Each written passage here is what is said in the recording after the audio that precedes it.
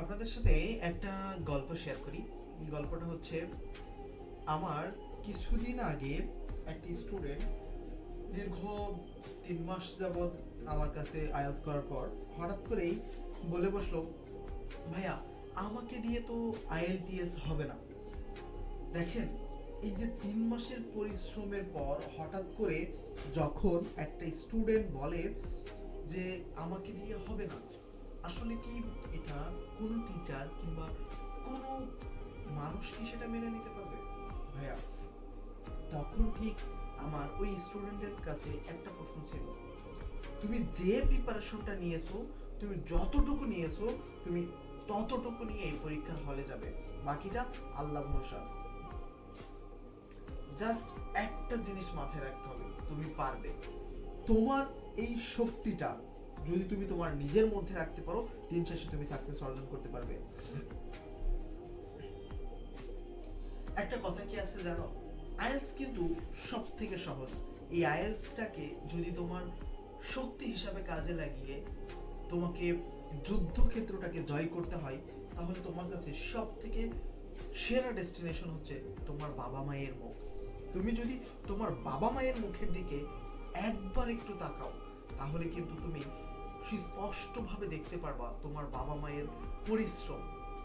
দেখো ভাইয়া, তোমার মাথার মধ্যে একটা জিনিস রাখতে হবে, আইএলটিএস হচ্ছে তোমার লাইফের সর্বশ্রেষ্ঠ এক্সাম, যেখানে তোমার বাবা মায়ের পরিশ্রম তোমার দিকে তাকিয়ে আছে, তোমার রাত জাগা পরিশ্রম তোমার দিকে তাকিয়ে আছে। তুমি যদি একটু পরিশ্রম করো, তুমি যদি নিজেকে একটু সময় দাও, বিশ্বাস করো ভাইয়া, তুমি তোমার সর্বোচ্চ স্থানে তুমি উঠতে পারবা। দেখো, আশেপাশে মানুষ অনেক ধরনের কথা বলবে, অনেক ধরনের উপহাসমূলক কথা বলবে, আরে তোমাকে দিয়ে হবে না, তুমি পারবা না, আইএলটিএস তোমাকে দ্বারা সম্ভব না। ভাই, আমি তোমাকে বলতেছি, আমি তোমার পলক ভাই বলতেছি, তোমাকে দিয়েই আইএলটিএস সম্ভব। আইএলটিএস সব থেকে সহজ। তুমি নার্ভাসনেস হবে না, তুমি নিজের উপর সর্বোচ্চ বিশ্বাস রাখো, তুমি নিজের উপর সর্বোচ্চ ভরসা রাখো। তুমি এমন কিছু করবা যেটা তোমার আশেপাশের যে মানুষগুলো তোমাকে নিয়ে বলতো যে তোমাকে দিয়ে কিছু হবে না, আজকে তারাই তোমাকে নিয়ে পঞ্চমুখ করবে। দেখো ভাই, তুমি ঢাকা ইউনিভার্সিটিতে চান্স পাও নাই, তুমি ঢাকা মেডিকেলে চান্স পাও নাই, তুমি বুয়েটে চান্স পাও নাই, তোমাকে দিয়ে ওয়ার্ল্ডের টপ 100 ইউনিভার্সিটিতে পড়ার সুযোগ আছে।